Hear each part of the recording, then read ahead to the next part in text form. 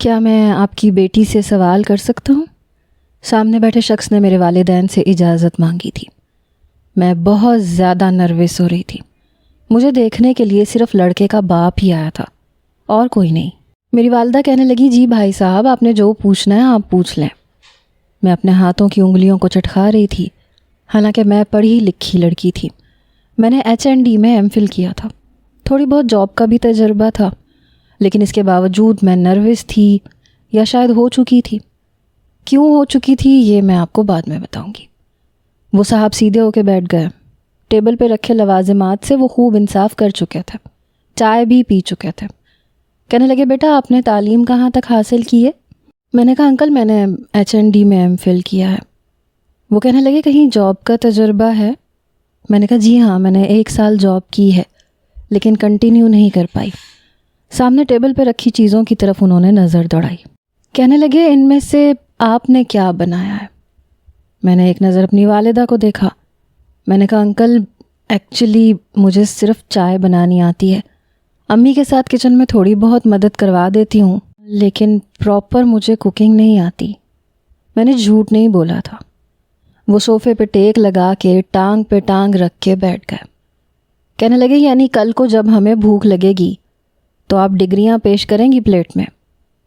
سامنے بیٹھے شخص پہ مجھے غصہ تو بہت آیا، جی چاہا کہ اسے 2-4 سنا دوں، لیکن خیر اماں نے بہت سمجھایا تھا کہ اپنی زبان بند رکھنا، منہ پہ تالا لگا کے رکھنا۔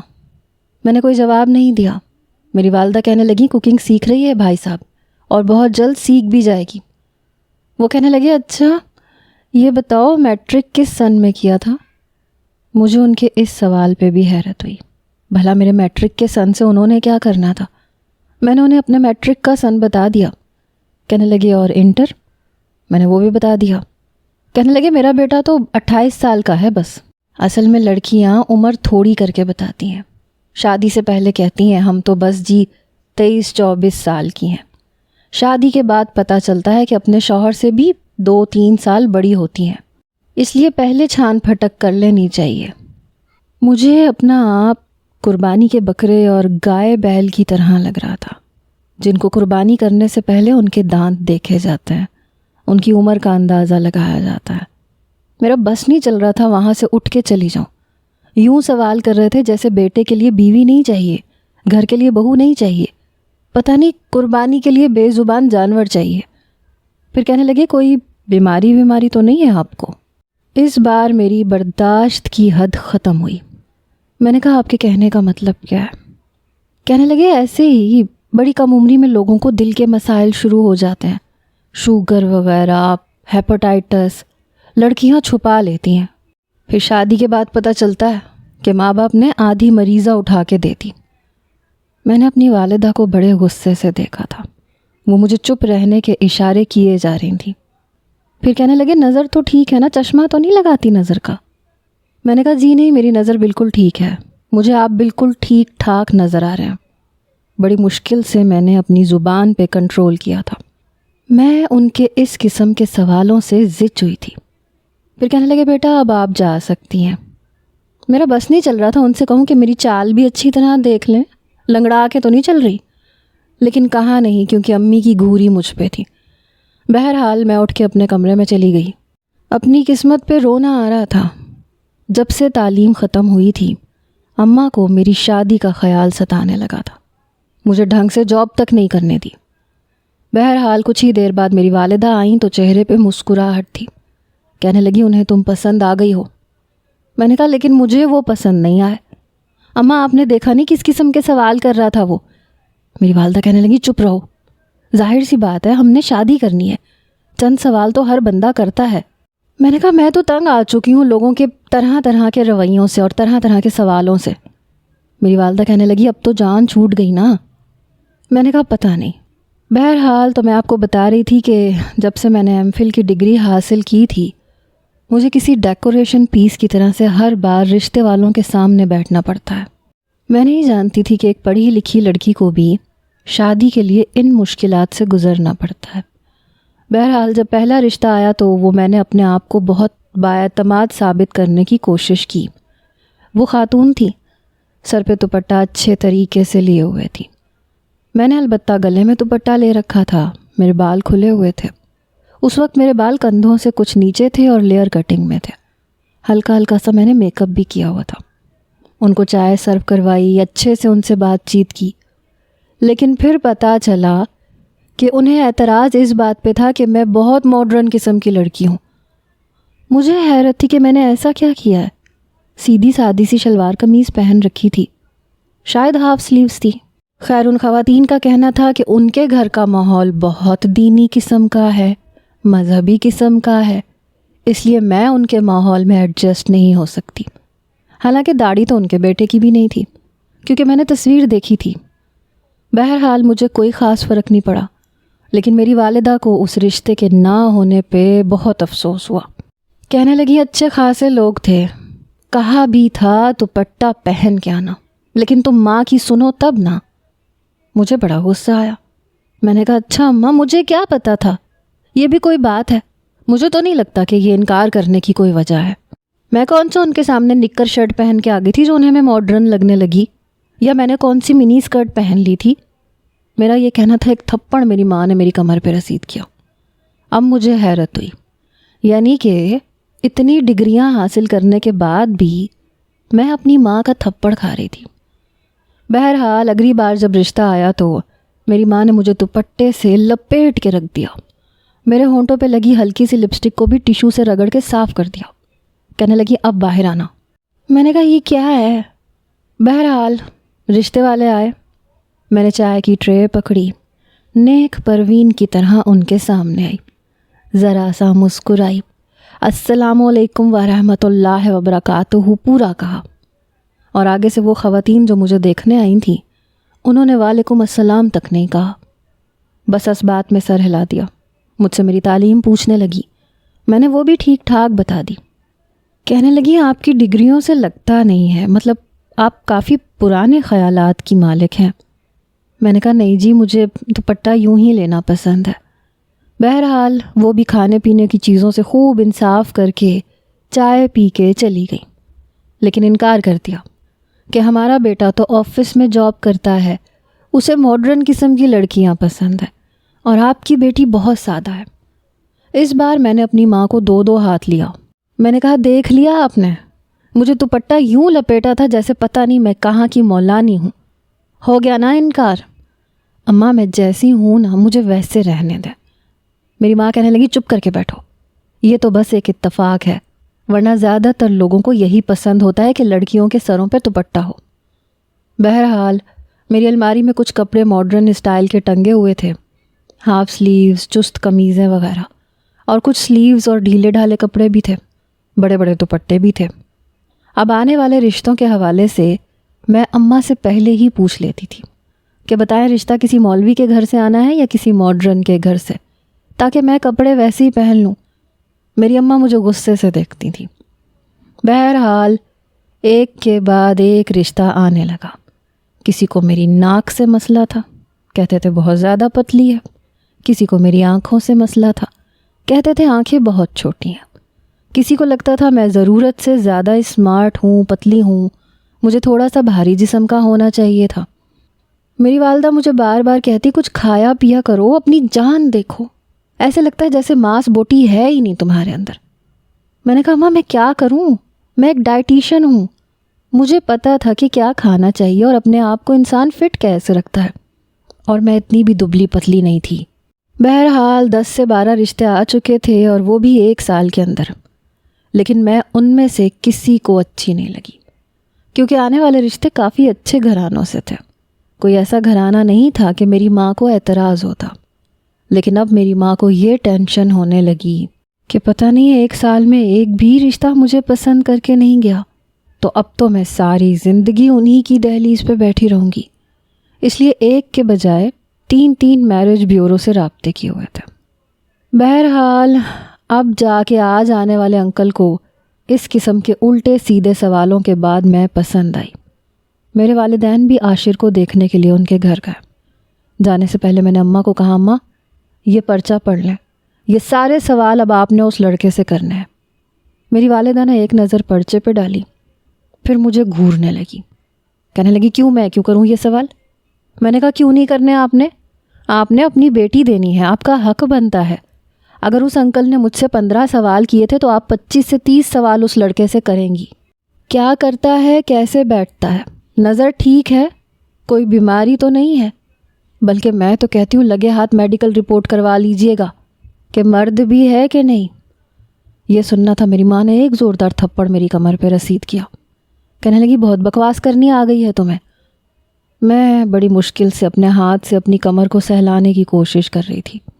میں نے کہا آپ نے تو مجھے ایزی لے لیا امی، جب دل چاہتا ہے تھپڑ مار دیتی ہیں۔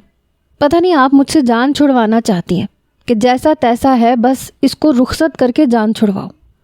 میری والدہ کہنے لگی چپ کر جاؤ۔ میں نے کہا ہاں میں چپ کر جاؤں، اور وہ اس لڑکے کا ابا، وہ کتنے سوال کر کے گیا تھا، میٹرک کس سن میں کیا تھا، یہ کب کیا تھا، وہ کب کیا تھا، پکانا آتا ہے کہ نہیں آتا۔ جتنی مرضی ڈگریاں لے لوں وہاں جا کے مجھے چولہے کے آگے سب کچھ پھونکنا پڑے گا، اور ایک آپ ہیں 4 سوال لڑکے سے کرنے کے لیے گھبرا رہی ہیں۔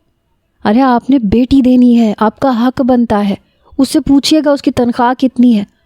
اپنے بیٹوں کا پتہ نہیں ہوتا، دوسروں کی بیٹیوں میں 100 عیب تلاش کرنے نکل پڑتے ہیں کہ کوئی نظر تو آئے۔ میں نے اپنے دل کی ساری بھڑاس نکالی تھی، لیکن میری اماں وہ پرچہ لے کے گئی ہی نہیں جو میں نے دیا تھا۔ میرا بس نہیں چل رہا تھا لڑکے کو دیکھنے میں خود پہنچ جاؤں اور اگلے پچھلے سارے بدلے لوں، لیکن بہرحال میں جانتی تھی ایسا ممکن ہی نہیں ہے۔ لڑکا تو لڑکی کو دیکھنے کے لیے بڑے دھڑلے سے پہنچ جاتا ہے، لیکن لڑکی کبھی نہیں جاتی کسی لڑکے کو دیکھنے کے لیے، حالانکہ ساری زندگی تو اس نے گزارنی ہوتی ہے، اپنا گھر اس نے چھوڑنا ہوتا ہے، اپنے گھر کے ماحول سے الگ اس ماحول میں جانا ہوتا ہے، دیکھنا تو اسے چاہیے۔ بہرحال مجھے پتہ تھا میری ماں وہ رشتہ منظور کر کے ہی واپس آئیں گی کہ کہیں میری عمر نہ نکل جائے، اور یہی ہوا۔ میری اماں بڑی خوش تھیں، کہنے لگی لڑکا تو بہت اچھا ہے، بہت تمیزدار۔ میں نے کہا پہلی بار میں تو وہ آپ کو یوں نہیں بتائے گا نا میں کس کرتوت کا مالک ہوں، آپ کے سامنے تو اچھا ہی نظر آئے گا۔ میری والدہ کہنے لگی اپنی زبان پہ لگام دو، سمجھی نا، اور دیکھو مجھے تمہاری کوئی شکایت نہیں آنی چاہیے تمہارے سسرال سے۔ میں نے کہا نہیں آئے گی۔ اگلی بار عاشر کے گھر سے اس کی والدہ، اس کے والد کے ساتھ اور کچھ رشتہ دار بھی آئے تھے۔ میں چپ چاپ نظریں جھکائے بیٹھی تھی۔ اس بار اس کے والد نے مجھ سے سوال نہیں کیا، بلکہ میرے سر پہ ہاتھ رکھا، پیار دیا۔ میری ساس نے میرے ہاتھ میں عاشر کے نام کی انگوٹھی پہنا دی۔ ساتھ میں عاشر کی چھوٹی بہن آئی تھی جو شاید اس وقت فرسٹ ایئر کی اسٹوڈنٹ تھی۔ وہ میرے پاس بیٹھے مسکرائے جا رہی تھی، مجھے دیکھے جا رہی تھی۔ پھر میری کئی تصاویر کھینچی، کہنے لگی عاشر بھائی کو جا کے دکھاؤں گی۔ خیر مجھے تو کوئی خاص شرم تو نہیں آ رہی تھی، لیکن پھر بھی میں نے مسکرا کے نظر جھکا لی۔ کہنے لگی آپ کو پتہ ہے بھائی نے آپ کی تصویر دیکھ کے ہی آپ کو پسند کر لیا تھا، مجھے کہہ رہے تھے ارم کی تصویر لے کے آنا۔ پہلی بار شانزے کی بات پہ میرا دل زور زور سے دھڑکا۔ وہ میرے پاس ہی بیٹھی رہی، پھر کہنے لگی وہ بھائی نے آپ کا نمبر مانگا ہے، آپ دیں گی؟ اب میں سوچ میں پڑ گئی کہ مجھے کیا نمبر دینا چاہیے کہ نہیں، کیونکہ میری والدہ کہنے لگی تھی کہ کوئی بھی ایسی حرکت نہ کرنا کہ رشتہ خراب ہونے کا سبب بنے۔ میں نے سوچا پہلے یہ لڑکے بڑے دھڑلے سے نمبر مانگ لیتے ہیں، میٹھی میٹھی باتیں کرتے ہیں، لڑکی سمجھتی ہے کہ اس بندے سے زیادہ تو میرا کوئی ہمدرد ہے ہی نہیں، پھر بعد میں ذرا سی بات پہ نقص نکال کے رشتہ ختم کر دیتے ہیں۔ میں نے کہا نہیں مجھے اچھا نہیں لگتا شادی سے پہلے بات کرنا۔ اب میں ایک دم سے تو نہیں کہہ سکتی تھی کہ ہاں ٹھیک ہے لے لو میرا نمبر، ذرا میں بھی تو موصوف سے انٹرویو لوں کہ وہ کیسے ہیں۔ اماں نے تو کوئی سوال نہیں کیا ہوگا، لیکن پھر اپنے جذبات پہ قابو پایا کہ نہیں ارم، اتنا جذباتی ہونے کی ضرورت نہیں، تھوڑا ایٹیٹیوڈ دکھانا چاہیے۔ وہ کہنے لگی پلیز بھابھی دے دینا نمبر، نہ میرا اس کے بھائی سے نکاح ہوا تھا، نہ میرا اس کے ساتھ کوئی ایسا رشتہ تھا، اور وہ مجھے بھابھی بھابھی کہہ رہی تھی۔ یہ سن کے کچھ عجیب بھی لگ رہا تھا۔ بہرحال کافی کیوٹ سی لڑکی تھی، اس لیے میں نے کچھ کہا نہیں۔ پھر اماں کی گھورتی ہوئی نظریں مجھی پہ جمی ہوئی تھیں، اس لیے میں کچھ کہنے کے بارے میں سوچ بھی نہیں سکتی تھی۔ خیر میں نے آدھا گھنٹہ بڑے نخرے دکھائے کہ نہیں دیکھو نا اچھا نہیں لگتا، پھر مجھے نہیں پتا کہ لڑکوں سے منگیتروں سے کیا بات کرتے ہیں۔ حالانکہ یونیورسٹی میں لڑکیوں کے ساتھ ساتھ لڑکوں سے بھی میری اچھی خاصی بات چیت تھی۔ ہاں، یہ اور بات ہے کہ صرف اپنے کام کی نوعیت سے ہی بات کرتی تھی۔ کبھی کبھی ہنسی مذاق بھی ہو جاتا تھا۔ باقاعدہ طور پہ میں نے کسی سے افیئر نہیں چلایا تھا اور نہ ہی اس قسم کی باتیں کی تھیں جیسے لڑکے لڑکیاں افیئرز کے دوران کرتے ہیں، لیکن مجھے کوئی خاص گھبراہٹ بھی فیل نہیں ہو رہی تھی، جیسے کہ بعض لڑکیوں کو ہوتی ہے، منگیتر سے بات نہیں کرتی۔ پھر میں نے دیکھا کہ شانزے کافی مایوس نظر آ رہی ہے۔ پھر میں نے کہا اچھا ٹھیک ہے، تم اتنا انسسٹ کر رہی ہو تو ٹھیک ہے، نمبر لکھ لو، لیکن ان سے کہنا میں روز روز بات نہیں کروں گی۔ میں نے جان بوجھ کے کہا۔ وہ خوش ہو گئی، اس نے اپنے موبائل میں میرا نمبر سیو کر لیا۔ مجھے یہ تو نہیں پتا کہ میں کتنی خوبصورت ہوں، کیونکہ لوگوں نے جتنے نقص میرے اندر نکالے تھے مجھے لگتا تھا میں شاید واجبی شکل و صورت کی مالک لڑکی ہوں۔ البتہ عاشر دیکھنے میں اچھا خاصا ہینڈسم تھا، مجھے اچھا لگا تھا، لیکن جس طرح سے شانزے نے میری تعریف کی تھی اور کہا تھا کہ بھائی نے تو آپ کو دیکھتے ہی پسند کر لیا تھا، تو مجھے بھی لگا یار اتنی بھی کوئی عام شکل صورت کی مالک نہیں ہوں۔ آئینے میں نے خود کو بڑے غور سے دیکھا۔ دل میں ایک سکون کی لہر اٹھی کہ چلو جی شکر ہے کسی کو تو میں خوبصورت لگی، ورنہ جو آتا تھا ایسے نقص نکالتا تھا جیسے دنیا بھر کے عیب میرے اندر ہی ہیں۔ یا شاید جہاں قسمت لکھی ہو وہاں سب کچھ آرام سے ہو جاتا ہے، اور جہاں قسمت کے ستارے نہ ملتے ہوں وہاں نقص اور عیب نظر آتے ہی رہتے ہیں۔ مجھے نہیں پتا تھا کہ عاشر اتنا بے صبرا قسم کا انسان ہوگا۔ رات کو 12 بجے اس کی کال آ گئی۔ میرا کمرہ الگ تھا۔ ان نون نمبر دیکھ کے میں سمجھ گئی کہ کال موصوف کی ہی ہوگی۔ میں نے فون اٹھایا، کہنے لگا ہیلو، آپ ارم بات کر رہی ہیں؟ میں نے کہا جی ہاں، آپ کون؟ کہنے لگا میں عاشر۔ میں نے کہا اچھا، آپ کیسے ہیں؟ کہنے لگا میں بالکل ٹھیک ہوں اور اس وقت آپ ہی کی تصویریں دیکھ رہا ہوں۔ میں نے تو بہت چاہا کہ مجھے بھی کوئی دعوت نامہ مل جاتا تو انگوٹھی میں اپنے ہاتھ سے پہنا دیتا، لیکن شاید اس بات کا احساس بھی دلا رہا تھا کہ ہم نے اسے اپنے گھر آنے کی دعوت نہیں دی۔ یہ نہیں کہا کہ لڑکے کو بھی ساتھ لے آئیں تو کوئی حرج نہیں ہے۔ شاید میری ماں کہہ بھی دیتی، لیکن میں نے منع کیا تھا کہ کوئی ضرورت نہیں ہے اس شخص کو بلانے کی۔ جب میں شادی سے پہلے اس کے گھر جا کے اس کے ماحول کو نہیں دیکھ سکتی تو وہ بھی شادی سے پہلے ہمارے گھر نہیں آئے گا۔ بہرحال موصوف کو پہلا اعتراض ہی اسی بات پہ تھا۔ میں نے کہا ہمارے گھر میں اچھا نہیں سمجھا جاتا۔ میں نے بھی جان بوجھ کے یہ بات زور دے کے کہی کہ صرف تمہارے باپ کے ہی اصول نہیں ہیں، ہم لوگ بھی کوئی گرے پڑے نہیں ہیں، ہمارے گھر کے بھی کچھ اصول ہیں، کچھ قاعدے قانون ہیں۔ حالانکہ ایسے کوئی قانون تھے نہیں، لیکن سامنے والے پہ روب جمانا چاہیے تھا۔ پھر میں نے کہا ہمارے گھر میں تو منگیتر سے بات کرنے کو بھی اچھا نہیں سمجھا جاتا، لیکن شانزے نے بہت انسسٹ کیا تھا، میری بہت منتیں کی تھیں، تو میں نے نمبر دے دیا۔ یہ بات بھی میں نے اس پہ جتانا ضروری سمجھا، ورنہ وہ یہ نہ سمجھے کہ میں اس سے فون پہ بات کرنے کے لیے کوئی مری جا رہی تھی۔ وہ کہنے لگا ہاں وہ میں نے ہی شانزے سے کہا تھا، ایکچولی مجھے لگتا ہے کہ شادی سے پہلے انسان کو ایک دوسرے سے بات کرنی چاہیے، تھوڑا سا ایک دوسرے سے بے تکلف ہونا ضروری ہوتا ہے۔ میں نے کہا وہ کیوں؟ کہنے لگا تاکہ شادی کی رات شرما شرمی میں نہ گزر جائے۔ اس کی بات سن کے پہلی بار میرا دل دھک دھک دھڑکا تھا، پھر خود ہی بات کو کور کرنے لگا۔ کہنے لگا میرا مطلب کہنے کا یہ ہے کہ تعارف میں ہی پوری رات گزر جاتی ہے، جن کی کبھی فون پہ بات نہ ہوئی ہو تو ایک دوسرے کو سمجھنے سمجھانے میں ہی کئی گھنٹے لگ جاتے ہیں، آپ سمجھ سکتی ہوں گی۔ وہ فوراً سے اپنی پٹڑی پہ واپس آیا۔ میں نے کہا آپ اپنے ابا کی طرح اب مجھ سے سوال جواب کریں گے؟ میں نے جان بوجھ کے جھجکتے ہوئے کہا۔ کہنے لگا ابا نے کیا سوال جواب کیے تھے؟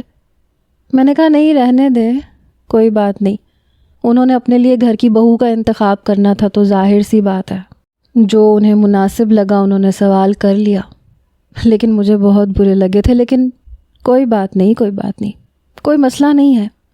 شاید ایسے سوال کیے جاتے ہوں گے لیکن مجھ سے پہلے کبھی کسی نے نہیں کیے، اس لیے شاید۔ خیر آپ چھوڑیں اس بات کو، آپ کوئی اور بات کریں۔ میں نے جان بوجھ کے اسے سنایا تھا کیونکہ میرے اندر تو تب سے آگ لگی پڑی تھی۔ اتنے سوال مجھ سے آج تک کبھی کسی خاتون نے نہیں کیے جو عاشر کے ابا حضور نے کیے تھے۔ وہ کہنے لگا نہیں نہیں آپ مجھے بتائیں ابا نے کیا پوچھا تھا۔ میں تو شاید اسی موقع کی تلاش میں تھی، میں نے ایک کی چار چار لگا کے بتائیں۔ وہ گم سم میری باتیں سنتا رہا، پھر کہنے لگا اچھا ٹھیک ہے۔ میں نے کہا دیکھیں اب یہ نہ ہو آپ اپنے ابا سے پوچھنے بیٹھ جائیں، آپ نے اتنا زیادہ مجبور کیا تو میں نے بتا دیا، ورنہ باخدا میں ذکر بھی نہیں کرنا چاہتی تھی۔ بہرحال میں نے اس کے کان میں جو ڈالنا تھا وہ میں ڈال چکی تھی۔ کہنے لگا نہیں نہیں میں ابا سے اس طرح کی بات تو نہیں کر سکتا، لیکن مجھے افسوس ہے کہ انہوں نے آپ کے ساتھ اس طرح سے بات کی۔ شاید وہ اسی لیے اماں کو لے کے نہیں گئے تھے، شاید یہ بڑبڑاہٹ اس نے منہ تک رکھی تھی لیکن میں سن چکی تھی۔ کہنے لگا میں اپنے والد کے رویے کی طرف سے آپ سے معافی میں مانگتا ہوں، مجھے بالکل اندازہ نہیں تھا کہ ابا اس قسم کے سوال کریں گے۔ میں نے کہا نہیں کوئی بات نہیں کوئی بات نہیں، اگر مجھے وہ اپنا آئی ڈی کارڈ بھی کہتے تو میں دکھا دیتی کہ میں عمر میں آپ سے پورے 4 سال چھوٹی ہوں۔ یہ بات بھی میں نے جان بوجھ کے جمع کے بتائی تاکہ اس لڑکے کو بھی پتہ چل جائے کہ میں اس سے بڑی نہیں ہوں بلکہ 4 سال چھوٹی ہوں۔ وہ شاید شرمندہ ہوئے جا رہا تھا۔ خیر اس رات مجھے بڑے سکون کی نیند آئی کیونکہ میں اپنے دل کا سارا غبار عاشر کے گوش گزار کر چکی تھی۔ بہرحال میری عاشر کے ساتھ بات چیت ہونے لگی۔ جو سب سے بڑا پلس پوائنٹ میرے پاس تھا وہ یہ تھا کہ وہ مجھے دیکھتے ہی میری محبت میں گرفتار ہو چکا تھا، اور دوسرا یہ کہ حد سے زیادہ شریف تھا۔ شرافت کا مطلب یہ مت سمجھیے گا کہ اسے رومانٹک باتیں نہیں آتی تھیں، وہ آتی تھیں اور کافی زیادہ آتی تھیں۔ شریف کا مطلب یہ ہے کہ کسی لڑکی سے اس کا کوئی افیئر وغیرہ نہیں تھا، اور یہ بھی کہ میری بات چپ چاپ سن بھی لیتا تھا مان بھی لیتا تھا۔ ایک بار کہنے لگا میں نے اماں سے کہا ہے کہ ابا سے بات کریں، 6 مہینے کا انتظار نہیں ہوتا۔ یہ سن کے میں کچھ پریشان ہوئی۔ میں نے کہا دیکھیں میرے گھر والے اتنی جلدی شادی نہیں کریں گے۔ کہنے لگا وہ کیوں؟ میں نے کہا ظاہر سی بات ہے جہیز کا سامان اتنی جلدی تو ارینج نہیں ہوتا، وقت لگ جاتا ہے، اور میرے ابا کی کوئی بہت ہائی فائی جاب نہیں ہے، اور آپ کے والد نے اعتراض بھی کیا تھا کہ میں جاب نہ کروں، اگر کر رہی ہوں تو چھوڑ دوں، اس لیے میں جھجکتے ہوئے یہ بات کہہ رہی تھی۔ کہنے لگا تو جہیز مانگا کس نے ہے؟ میں نے کہا پھر بھی کچھ نہ کچھ تیاری تو کرنی پڑتی ہے نا۔ کہنے لگا دیکھو ارم میں اس چیز کے حق میں نہیں ہوں کہ لڑکی والوں سے جہیز کی ڈیمانڈ کی جائے، اور دوسری بات یہ کہ ابھی چند مہینے پہلے میں نے اپنے کمرے کے لیے نیا فرنیچر لیا تھا اور وہ بالکل نیو ہے، کیا ضرورت پڑی ہے دوبارہ سے فرنیچر پہ پیسے خرچ کرنے کی۔ یہ سن کے میں تو خوش ہو گئی۔ ان دنوں میرے والد کے حالات بہت خراب تھے، یوں سمجھ لیں کہ وہ پریشان تھے کہ میری شادی کس طرح سے کریں گے۔ بے شک میری ماں کو میرے رشتے کی جلدی تھی، لیکن میرے جہیز کا کچھ بھی انہوں نے بنا کے نہیں رکھا تھا۔ میرے بڑے بھائی نے دبئی میں جاب کرنی تھی، اس لیے اماں کا زیور تک بک چکا تھا۔ اگر میں جاب کر رہی ہوتی تو یقیناً کچھ نہ کچھ لے ہی لیتی، لیکن میرے سسر نے منع کر دیا۔ میری والدہ کہنے لگیں کہ اگر اب تم جاب پہ جاؤ گی اور انہیں پتہ چل گیا تو پھر بہت بری بات ہوگی۔ پھر عاشر نے بھی کہا تھا کہ جاب مت کرنا۔ وہ کہنے لگا کہ ویسے بھی سب کچھ ہے تو صحیح، اماں کے جہیز کے برتن ہیں ابھی تک شوکیس میں ایسے ہی سجے پڑے ہیں، اماں تبھی نکالتی ہیں جب کوئی مہمان آئے، پھر سنبھال لیتی ہیں۔ میری ماں اس معاملے میں بہت کیئرفل ہیں، تو کیا ضرورت پڑی ہے جہیز کی۔ پھر کہنے لگا یار ایک بات کہوں، تم غلط تو نہیں سمجھو گی؟ میں نے کہا نہیں آپ کہیں۔ کہنے لگا ابھی تک صرف تمہیں تصویروں میں دیکھا ہے، کیا خیال ہے ایک دن ملاقات نہ کر لیں؟ یہ سن کے میں سچ مچ گھبرائی۔ میں نے کہا نہیں میں ملاقات کے حق میں بالکل بھی نہیں ہوں، اور میں یوں کبھی گئی بھی نہیں ہوں۔ کہنے لگا مجھے پتہ ہے تم نہیں جاؤ گی، میں تمہارے بارے میں کچھ غلط گمان بھی نہیں کروں گا، بس تمہیں فیس ٹو فیس دیکھنا چاہتا ہوں۔ میں نے کہا تو اور اگر میں آپ کو فیس ٹو فیس اچھی نہیں لگی تو؟ سب سے زیادہ ٹینشن مجھے یہی تھی، کیونکہ جس طرح سے مجھ میں نقص نکالا گیا تھا مجھے لگا یہ نہ ہو کہ لڑکے کو میں صرف تصویروں میں اچھی لگی ہوں، کیونکہ کچھ تصویریں تو آپ کو پتہ ہے انسان فلٹر لگا کے ہی بھیجتا ہے۔ وہ کہنے لگا نہیں تم یہ نہ سوچو کہ میں انکار کر دوں گا، ایسے مل کے بیٹھیں گے بات کریں گے۔ میں نے کہا کیا کہوں کیا سمجھوں، مجھے تو آپ نے ٹینشن میں ڈال دیا۔ اگر میں آپ کو یوں اچھی نہ لگی تو آپ انکار کر دیں گے تو پھر میں کیا کروں گی؟ وہ ہنسنے لگا، کہنے لگا نہیں ایسا کچھ بھی نہیں ہوگا، تم مجھے ویسے بھی بہت اچھی لگتی ہو، میں کیوں انکار کروں گا؟ اب تو تمہارے بغیر وقت گزارنا مشکل لگنے لگا ہے، بس ایسے ہی ملیں گے، باتیں کریں گے۔ بڑی مشکل سے میں نے حامی بھر لی۔ اتوار کو میں اسی ریسٹورنٹ میں پہنچ گئی جہاں اس نے بلایا تھا۔ میں اپنی چادر لپیٹ کے گئی تھی، مجھ سے پہلے وہ پہنچا ہوا تھا۔ مجھے دیکھ کے فوراً کھڑا ہو گیا۔ میں یوں کبھی کسی سے ملاقات کرنے نہیں آئی تھی، اس لیے بہت زیادہ گھبراہٹ ہو رہی تھی، میں نروس بھی تھی۔ میں جب اس کے ٹیبل تک پہنچی تو مجھے دیکھتے ہی اس نے سلام کیا۔ فون پہ بے شک ہماری بات ہوتی تھی، لیکن یوں آمنے سامنے بیٹھنا کچھ عجیب سا لگ رہا تھا۔ اس نے کرسی کی طرف اشارہ کیا، میں بیٹھ گئی، لیکن میں صحیح معنوں میں گھبرا رہی تھی، کیونکہ اس قسم کی حرکتیں پہلے کبھی نہیں کی تھیں۔ بہرحال اس نے پہلے تو 2 جوس آرڈر کیے، پھر مینیو کارڈ میری طرف بڑھایا۔ شاید کچھ وہ بھی کنفیوز تھا۔ کہنے لگا آرڈر کرو؟ میں نے کہا نہیں بس جوس ٹھیک ہے۔ میں کیا آرڈر کروں؟ آپ نے بلوایا ہے، بس کچھ ایسا منگوا لیں جو جلدی ختم ہو جائے، پھر میں گھر واپس چلی جاؤں۔ میری عجلت کو دیکھ کے کہنے لگا کیا ہو گیا آپ کو؟ آپ انکمفرٹیبل کیوں ہیں میرے ساتھ؟ میں کوئی غیر تو نہیں ہوں، تمہارا منگیتر ہوں۔ میں نے کہا پھر بھی شوہر تو نہیں ہے نا۔ ہاتھ میں پکڑے ٹیشو سے میں نے پسینہ صاف کیا۔ وہ میری گھبراہٹ کو سمجھ گیا تھا، اس لیے اس نے پیزا اور پاستا یہ 2 چیزیں منگوائی تھیں۔ پھر وقت بھی شام کا ہی تھا۔ کچھ دیر ادھر ادھر کی باتیں کرتا رہا، شاید میری گھبراہٹ کو دور کرنے کی کوشش کر رہا تھا۔ میں اس کے سامنے ٹھیک سے کھا بھی نہیں پا رہی تھی۔ یہ نہیں کہ مجھے چھری کانٹے سے کھانا نہیں آتا تھا، لیکن سامنے بیٹھا شخص میرا منگیتر تھا، ہونے والا شوہر تھا، اور ہم پہلی بار ملے تھے، اور وہ مسلسل مجھے دیکھے جا رہا تھا۔ مجھے لگا اب کہے گا کہ ویسے تو تم ٹھیک ہو لیکن تمہاری آنکھیں بڑی چنی منی ہیں، لیکن اس نے ایسا کچھ نہیں کہا۔ پھر میرے دماغ میں ایک اور رشتے والے کا گنوایا ہوا نقص یاد آیا کہ میری ناک ضرورت سے زیادہ پتلی ہے، لمبی ہے۔ میں کچھ زیادہ دبلی پتلی ہوں، کیونکہ وہ فٹ نظر آ رہا تھا، نہ تو موٹوں میں شمار ہوتا تھا نہ دبلے پتلے نوجوانوں میں، اور اس وقت وہ مجھے سر سے پیر تک دیکھ رہا تھا۔ میں بہت بری طرح سے گڑبڑائی ہوئی تھی۔ میں نے بس 1 سلائس پیزے کا کھایا، تھوڑا سا پاستا لیا۔ مجھے ایسے محسوس ہو رہا تھا اس کی نظروں کی وجہ سے میرے ہاتھ نہ چاہتے ہوئے بھی لرز رہے ہیں۔ میں اپنا کانفیڈنس کھو رہی تھی۔ اس سے پہلے کہ میں جانے کی اجازت مانگتی، اس نے 2 کپ کافی کے منگوا لیے۔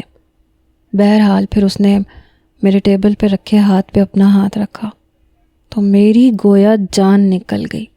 میں نے ایک جھٹکے سے اس کے ہاتھ کو پیچھے کو جھٹکا۔ اس بار وہ بھی نروس ہوا۔ میں نے کہا یہ کیا کر رہے ہیں آپ؟ مجھے ہاتھ لگانے کی ہمت کیسے کی آپ نے؟ میں یوں تھی کہ بس ابھی میرے آنسو گر پڑیں گے۔ وہ بری طرح سے بوکھلا کے رہ گیا، کہنے لگا اوکے نہیں ہاتھ لگاتا۔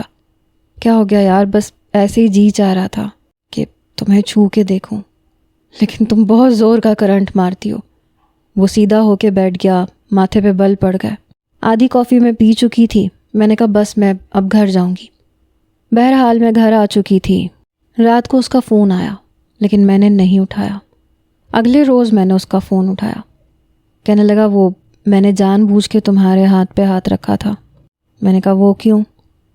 کہنے لگا بس وہ تمہاری تھوڑی سی کنفیوژن دور کرنی تھی، تاکہ تم شادی کی رات مجھے دھکا نہ دے دو کہ ہٹو پیچھے۔ یہ کہہ کے خود ہی ہنسنے لگا۔ میں نے کہا آپ نہ مجھ سے اس قسم کی باتیں کریں گے تو میں فون بند کر دوں گی۔ کہنے لگا پھر اور کیا باتیں کروں؟ آج کل تو بس یہی باتیں میرے سر پہ سوار ہیں۔ تم تصویر سے زیادہ خوبصورت ہو۔ اس کی اس بات نے جیسے میرے اندر ایک سکون سا پیدا کر دیا کہ شکر ہے میں اسے بری تو نہیں لگی۔ بہرحال میں نہیں جانتی تھی کہ اس سے واقعی رہا نہیں جا رہا، کیونکہ اگلے ہی ہفتے اس کے والدین ہمارے گھر پہنچ گئے۔ کہنے لگے کہ ہمیں رخصتی کچھ جلدی چاہیے۔ میری والدہ تو یہ سن کے بری طرح سے گھبرائیں۔ کہنے لگی بھائی صاحب 6 مہینے کی بات ہوئی تھی، ابھی تو 1 مہینہ گزرا ہے، اتنی جلدی تو ہم اپنی بیٹی کی شادی نہیں کر سکتے۔ آپ کو پتہ ہے لڑکی والوں کے کتنے خرچے ہوتے ہیں، کتنی تیاری ہوتی ہے۔ وہ کہنے لگے جب انسان رشتہ دیکھتا ہے تو آدھی تیاری تو ہو ہی چکی ہوتی ہے۔ ارے رشتہ دیکھنے کا مقصد ہی یہ ہوتا ہے کہ لڑکی کی آدھی سے زیادہ تیاری ماں کر ہی لیتی ہے۔ اب میری ماں سوچ میں پڑ گئی کہ عاشر کے والد کو کیا جواب دیں۔ وہ کہنے لگی ٹھیک ہے، کافی تیاری ہے، لیکن وہ کہنے لگے بس پھر ٹھیک ہے نا، دیکھیں ہمیں جہیز کی کوئی ضرورت نہیں ہے، ہمارے گھر میں سب کچھ موجود ہے۔ یہ سن کے میں نے بھی اطمینان کا سانس لیا، لیکن ان کی اگلی بات نے میرے ہوش اڑا کے رکھ دیے۔